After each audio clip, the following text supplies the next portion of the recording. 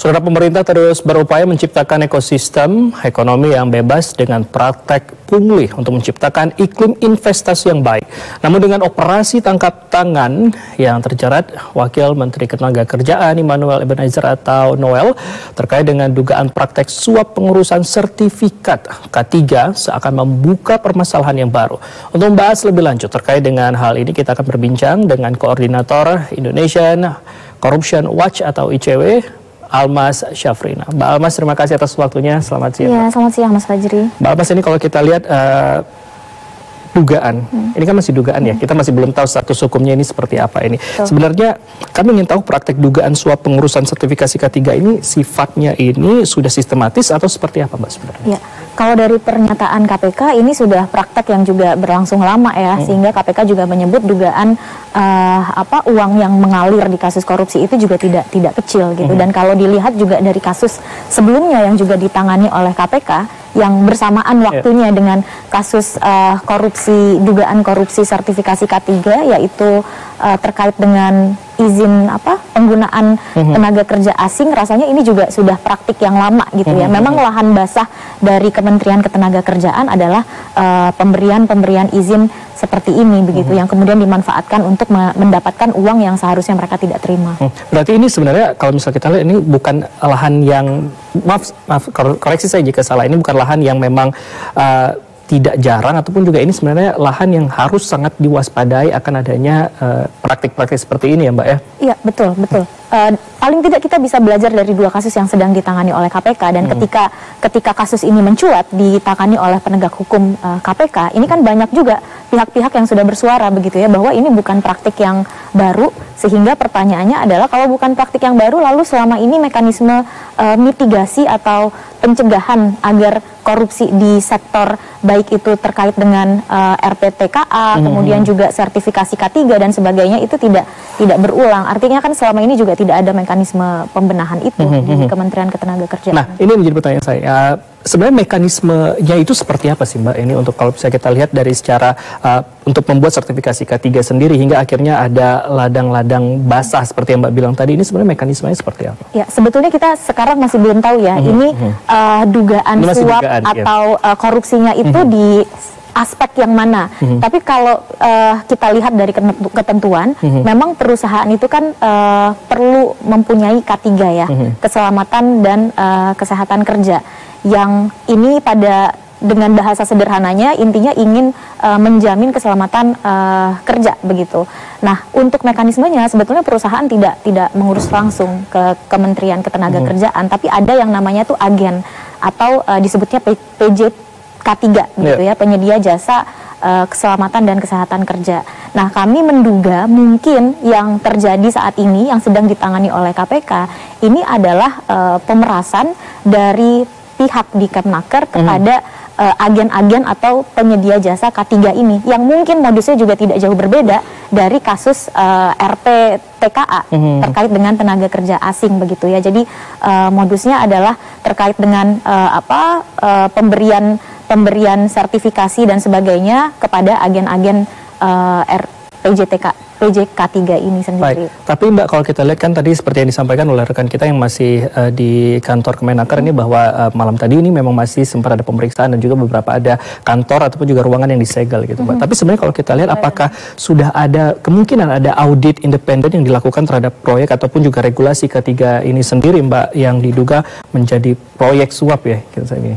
Ya, untuk ada audit atau tidak saya tidak tahu ya, tapi Kementerian Ketenagakerjaan ini kan tidak lepas dari adanya pengawasan eksternal juga ya, baik itu internal maupun eksternal terkait dengan bagaimana pelaksanaan dari wewenang-wewenang yang dimiliki oleh Kementerian Ketenagakerjaan. Jadi seharusnya saya rasa bukan hal yang sulit ya untuk mendeteksi di mana saja sih sebetulnya ladang basah korupsi di Kementerian Ketenagakerjaan begitu. Baik. Nah, tapi memang di sini kan kalau kita lihat dari paling tidak dua kasus yang saya rasa modusnya tidak jauh berbeda di Kementerian Ketenagakerjaan, ini memang ada modus di mana ketika perizinan atau pengajuan begitu ya itu masuk kepada Kementerian Ketenagakerjaan, kemudian ada modus yang namanya digantung gitu ya informasinya. Jadi tidak jelas apakah misalnya persyaratannya sudah terpenuhi, apa yang kurang dan sebagainya, dan disitulah masuk kemudian permintaan terkait dengan suap dan sebagainya. Baik, jadi, tapi apakah ada indikasi awalnya sebenarnya kalau kita lihat suap ini berkaitan dengan manipulasi dokumen, sertifikasi K3 seperti yang Mbak bilang tadi, ataupun juga ada pengawasan dari proyek atau juga pemberian izin tertentu agar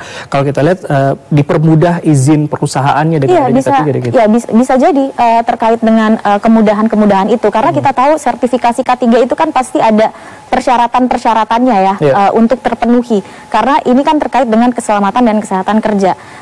Di situ ada dokumen-dokumen persyaratan seperti misalnya bagaimana terkait dengan pengendalian bahaya dan sebagainya, yang apabila itu tidak terpenuhi ini kan akan berdampak pada apakah sertifikasi itu bisa keluar atau tidak begitu. Jadi saya rasa pasti ketika ada uang yang disetorkan kepada Kementerian Ketenagakerjaan, ada kemudahan-kemudahan di luar ketentuan yang kemudian diberikan oleh Kemenaker kepada pihak pemberi suap. Entah ini betul seperti tadi dugaan saya yang dimaksud pemerasannya itu kepada agen PJ K3 begitu ya, atau kepada pihak-pihak yang lain. Tapi kalau kita lihat seperti yang disampaikan KPK ini kan bukan hanya satu orang. Ya, perusahaan gitu ya. Lain kan. Iya, karena memang PJ K3 itu kan banyak ya, ada ratusan gitu. Sehingga kalau kemudian KPK menyebut nilai uangnya itu besar, mungkin ini karena memang perusahaannya ada banyak, tidak hanya 1-2 perusahaan gitu ya. Mungkin untuk satu perusahaan nilainya ya tidak terlalu besar begitu ya. Tapi kalau kita lihat ada ratusan PJ K3 yang menjadi agen dari sertifikasi K3 perusahaan-perusahaan, ini kan bisa jadi memang angkanya cukup besar seperti apa yang disebut oleh KPK begitu. Dan memang ini kan wajib perusahaan yang tenaga kerjanya itu paling sedikit ada 100, kemudian punya potensi bahaya yang tinggi, resiko tinggi begitu ya bahayanya, ini kan wajib punya sertifikasi K3 ya, sehingga disitulah celah pemerasannya mungkin yang dilakukan oleh Kementerian Ketenagakerjaan. Baik, kita kan masih sama-sama menantikan ini bagaimana status hukum yang akan dikeluarkan atau juga statement yang akan dikeluarkan oleh KPK. Tapi kemungkinan ini akan dikeluarkan siang ini atau sore ini. Tapi sebenarnya kalau jika kita melihat dan kita mendasari dengan kasus-kasus yang sudah disampaikan oleh pihak dari KPK, ini sebenarnya pasal apa saja ini yang nanti akan memberatkan, dan juga sebenarnya mekanisme penegakan hukumnya ini seperti apa?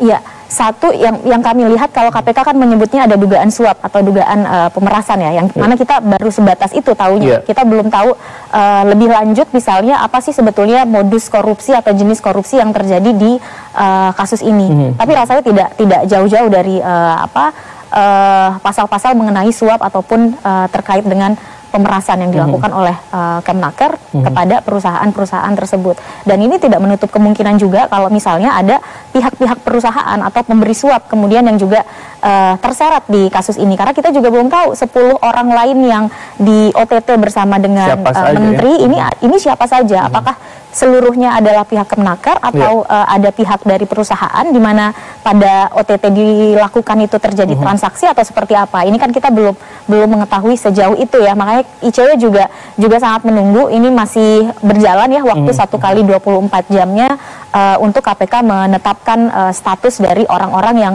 sudah diamankan kemarin malam begitu.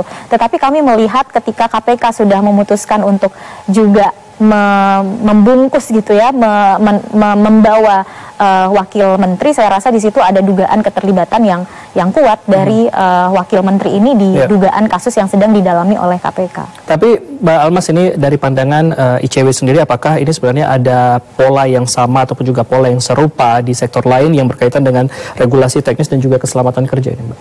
Ya, misalnya untuk yang di kasus K3 sendiri, ataupun juga ada pattern ataupun juga pola-pola yang sama dengan adanya kasus ini dari ICW sendiri melihatnya? Ya, saya rasa ini korupsi itu kan biasanya memang ada formulanya ya, dan formulanya itu sebetulnya sederhana, di mana ada kewenangan yang dimiliki oleh kementerian atau lembaga negara, misalnya dia mengeluarkan perizinan, mereka mengeluarkan sertifikasi atau misalnya kuota dan sebagainya, kemudian ada pihak yang mengurus untuk mendapatkan perizinan dan akses-akses tersebut, layanan-layanan tersebut.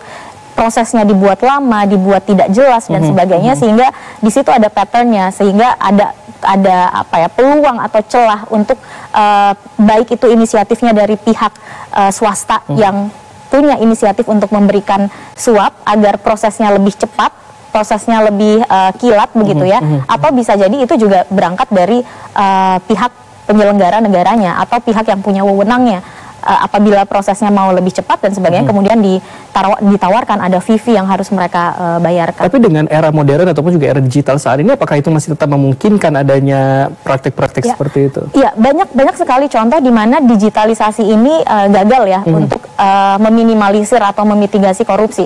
Karena memang bagaimanapun di balik sistem digital yang kita punya ini kan ada manusianya, ada proses yang kemudian tetap dilakukan oleh pegawai-pegawai atau pejabat-pejabat yang berwenang di situ, sehingga ini saya tidak tahu apakah misalnya sudah dikembangkan sistem digital terkait dengan pengurusan K3, tapi rasanya kalau melihat berbagai macam layanan pemerintah hari ini sudah banyak sekali yang memanfaatkan sistem digital begitu ya. Seharusnya hal semacam ini yang memang ini kan berlangsung reguler ya, ada terus pengurusan K3 kemudian terkait dengan RPTKA dan sebagainya, saya rasa ya seharusnya sudah ada begitu. Nah, pertanyaannya kemudian adalah di balik sistem yang digital itu apa saja sih sebetulnya celah-celah korupsinya gitu ya. Ini kan adalah pintu yang tetap celahnya itu tetap terbuka. Sama seperti misalnya ketika kita bicara korupsi di pengadaan barang dan jasa, ada yang namanya e-katalog atau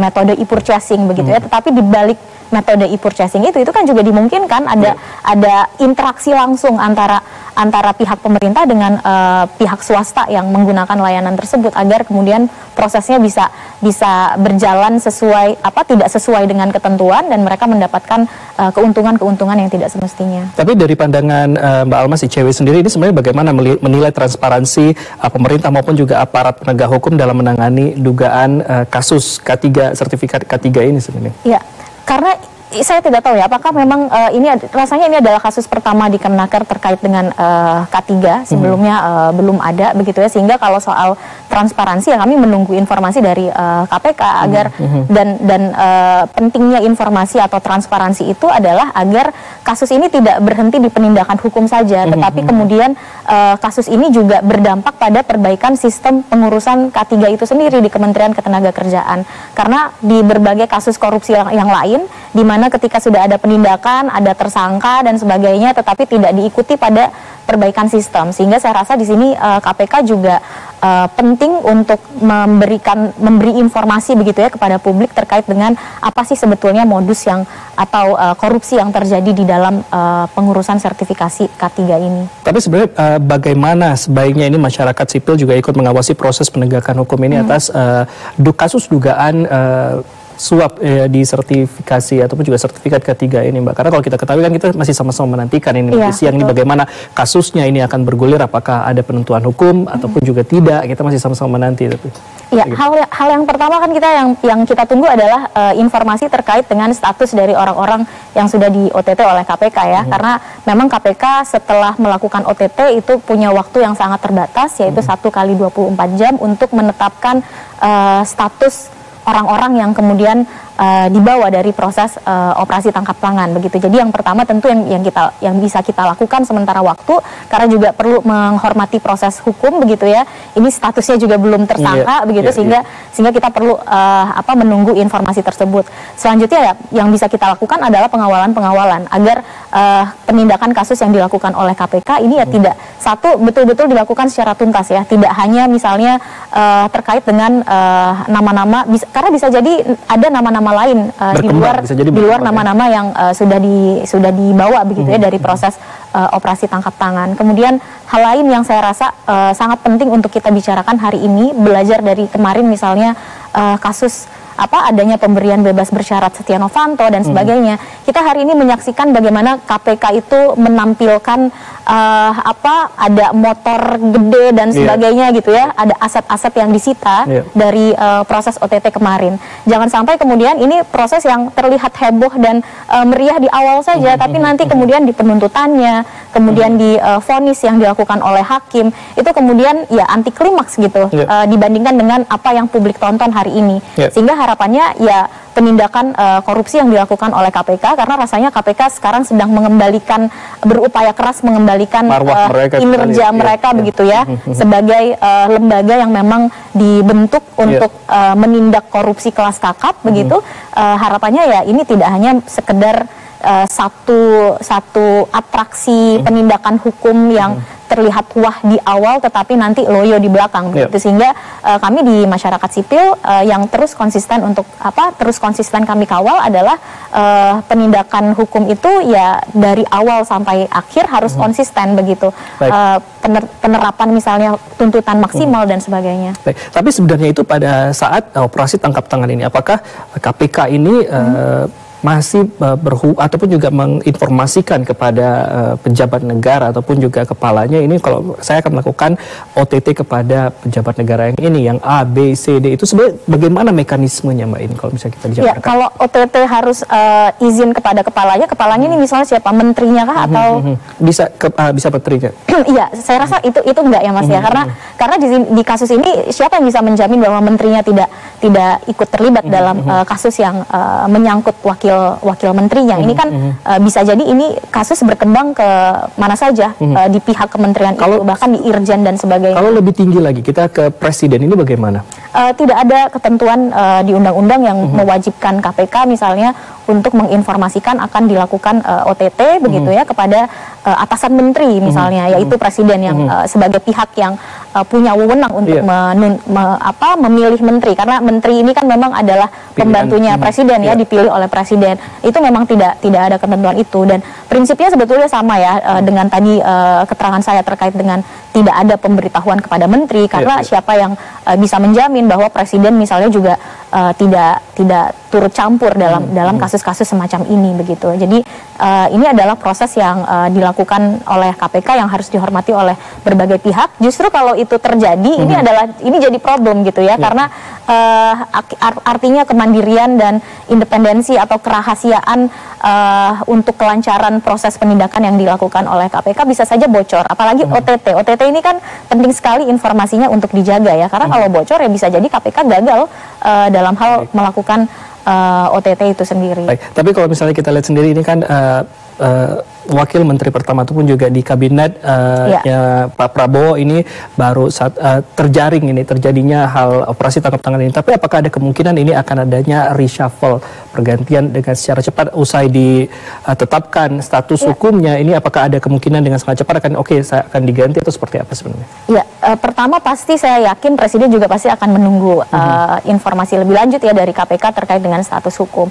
Tapi saya rasa kalau Pak Prabowo punya komitmen anti korupsi yang kuat seperti yang disampaikan dalam berbagai pidato-pidato kenegaraannya, saya rasa ini seharusnya sudah cukup untuk mengevaluasi kinerja menteri-menterinya. Ini belum ada 1 tahun, ada 1 wakil menteri yang dicokok oleh KPK dalam OTT, meskipun belum tersangka. Mungkin sebentar lagi tersangka, kita belum tahu, masih menantikan. Tapi saya rasa reshuffle itu perlu untuk dipertimbangkan, dilakukan, dan itu tidak hanya terkait dengan penetapan tersangka misalnya nanti dari wakil menteri atau pihak-pihak yang lain begitu ya, tapi dengan melihat juga bagaimana kinerja dari menteri-menteri Pak Prabowo selama 1 tahun, kurang dari 1 tahun ke belakang ini. Dan rasanya kasus ini juga mungkin bisa jadi menjadi daya ungkit gitu ya untuk kemudian Pak Prabowo segera melakukan evaluasi kinerja menteri-menterinya. Terlebih kalau kita dengar pernyataan dari Menteri Ketenagakerjaan, ini kan sebelumnya sudah ada warning ya untuk melakukan reformasi atau pengetatan agar tidak ada korupsi di sertifikasi K3. Artinya dengan adanya kasus ini yang dugaannya bahkan melibatkan wakil menteri, himbauan dari menteri, kemudian juga penegakan hukum yang dilakukan oleh KPK di kasus yang sebelumnya, ini tidak cukup membuat orang-orang yang diduga melakukan korupsi ini takut untuk melakukan korupsi di sertifikasi K3 ini. Mbak Almas, ini singkat saja ini, apa rekomendasi dari ICW sendiri kepada penegak hukum agar kasus ini ditangani secara tuntas, Mbak? Ya, satu tentu kami mendorong KPK untuk melakukan penindakan ini setuntas dan transparan juga ya ke publik. Selain juga ini menyangkut nama besar, publik juga tentunya menunggu karena ini ya kabinet orang pertama di kabinet Pak Prabowo yang kemudian besar dugaannya tersangkut kasus korupsi sertifikasi K3. Dan selain itu karena hari ini rasanya publik juga sedang mempertanyakan makna dari penindakan kasus korupsi karena ternyata koruptor itu banyak mendapatkan kemudahan-kemudahan begitu ya, ada bebas bersyarat, ada remisi, kemudian ada pengampunan dan sebagainya. Kami juga menantikan bahwa KPK juga tidak hanya berhenti di wakil menteri, berhenti di penindakan ini, tetapi juga maksimal dalam proses penuntutan dan sebagainya. Dan juga ini yang saya rasa juga sangat penting, KPK juga perlu melihat misalnya kemungkinan untuk mengenai pasal misalnya terkait dengan pencucian uang. Ini satu hal yang sangat jarang dilakukan oleh KPK dan penegak hukum kita. Mari kita kembali melihat bahwa korupsi ini adalah extraordinary crime, ini kejahatan yang luar biasa, sehingga penindakan dan hukumannya juga harus luar biasa agar betul-betul ada yang namanya daya cegah dan efek jera itu. Baik, sekali lagi terima kasih Mbak Alma Syafrin ini selaku koordinator ICW ini sudah berdiskusi bersama kami di siang hari ini. Terima kasih Mas Fajri.